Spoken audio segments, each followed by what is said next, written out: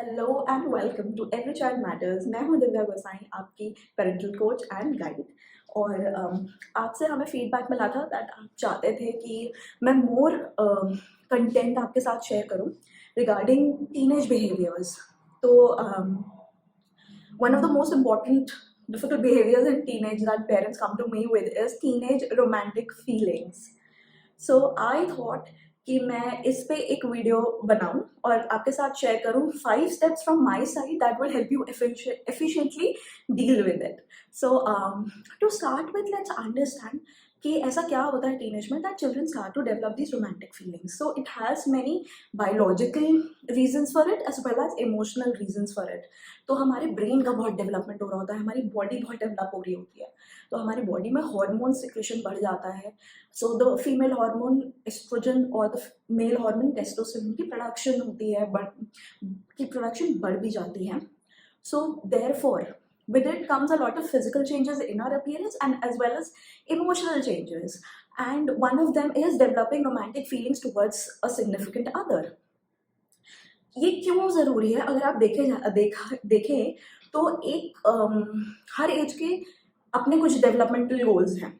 सो अगर आप देखें तो लाइफ में हमारा एक डेवलपमेंटल गोल या just like that also for us to have a fulfilling and thriving life, it is important कि हम किसी सिग्निफिकेंट अदर के साथ एक कनेक्शन, एक बॉन्डिंग और एक मजबूत रिश्ता बनाएं। ये जो हमारी एबिलिटी है ये टीनेज में डेवलप होनी शुरू हो जाती है। इसलिए ही बच्चों को इस एज के अंदर किसी सिग्निफिकेंट अदर के लिए रोमांटिक फीलिंग्स डेवलप होना बहुत ही नॉर्मल है। ये मेरे साथ भी हुआ है या आपके साथ भी हुआ है और हमारी जनरेशन से भी पहले हमारी नानी दादी के साथ भी हुआ है। तो this brings me to my first point which is कि आप इस एक्सपीरियंस को नॉर्मलाइज करिए और आप अपना एग्जाम्पल शेयर करके या किसी अपनी फ्रेंड का स्टोरी बना के अपनी फ्रेंड का एग्जाम्पल शेयर करके कह सकते हैं कि देखो ये बहुत नॉर्मल है, मेरे साथ भी हुआ है, पापा के साथ भी हुआ था, मासी के साथ भी हुआ था या टीचर के साथ भी हुआ था और ये सभी के साथ होता है। तो इसमें कुछ घबराने वाली या इसमें कोई बहुत ऐसी बड़ी बात नहीं है कि ओहो ये तो क्या हो गया। We need to normalize this experience, right. Coming to my second point, देखिए जब आप इस एक्सपीरियंस को नॉर्मलाइज करेंगे it will open up a channel for you to build a relationship of trust with your child, जो कि बहुत ज़रूरी होता है। Have an open and honest communication with them.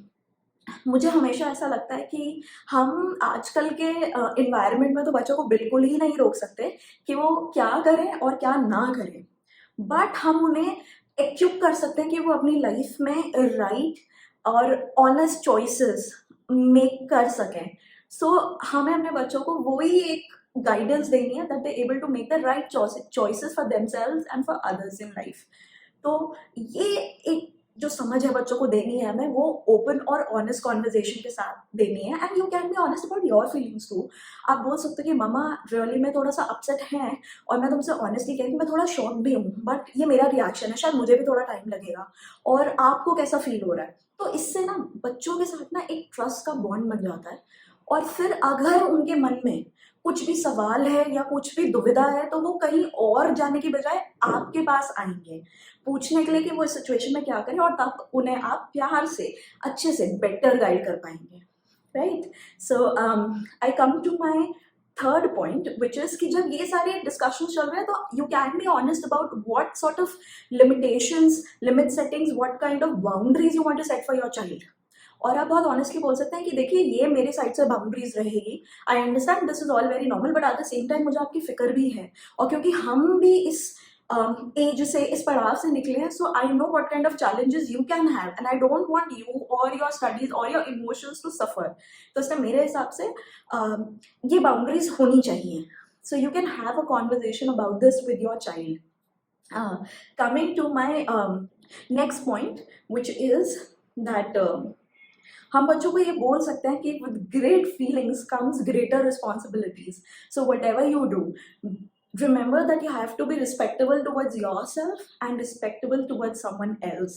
और यही वो टाइम है जब हम स्लोली बच्चों के साथ बात कर सकते हैं कि what are the type of conversation that we can have with somebody which is respectable। And अपनी फीलिंग्स को एक्सप्रेस करना एक चीज़ है, बट दूसरे की फीलिंग्स, उनकी रिस्पेक्ट और उनकी जिस एनवायरनमेंट से वो आ रहे हैं उसे भी रिस्पेक्ट करना बहुत ज़रूरी है, specially with boys. We can start slipping in very easily, and for that matter even with girls, बहुत ही एक subtle way में we can start slipping in the concept of consent. कि अगर आप किसी के साथ अपनी फीलिंग्स एक्सप्रेस भी करना चाहते हैं, किसी को कुछ बोलना ही चाहते हैं कि मैं आपको पसंद करता हूँ या पसंद करती हूँ, तो please remember we have to be respectable towards ourself, और हमें दूसरे की भी रिस्पेक्ट करनी है. किसी की फीलिंग्स इस पूरे प्रोसेस में हर्ट नहीं होनी चाहिए. आपकी फीलिंग्स भी इंपॉर्टेंट है, मैं समझती हूँ या समझता हूँ, हम भी इस एज से गए थे, so I understand how you are feeling, but because I have also treaded this journey, I know what someone else can also feel. So आप ये कॉन्वर्जेशन होल्ड कर सकते हैं अपने चाइल्ड के लिए. Please try this out, let me know how did you find it, and अगर कोई सजेशंस आपकी साइड से हो, so please do share with me and I will be happy to let it know to the greater community, जो parenting community हमने बनाई है. And if you find this content useful, I request you to share it with more and more people, ताकि हम मिलके सबके साथ एक कम्युनिटी बिल्ड कर सके, एक हेल्पफुल रिलेशनशिप बिल्ड कर सकें. That's it from my side from today. See you again. Thank you. Bye bye. Stay positive, stay productive.